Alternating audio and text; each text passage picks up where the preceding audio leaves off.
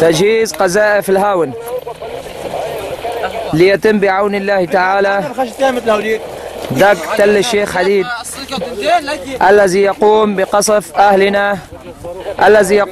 أهلنا في قرية مدينة كورناز وحيالين وجلمة 26/1/2013.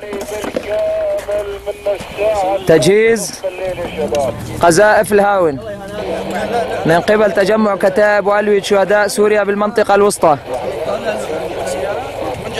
لدك أوكار الشبيحة وعصابات الأسد في تل الشيخ حديد ردا على استهدافهم أهلنا الآمنين في مدينة كورناز وحيالين وجلمة.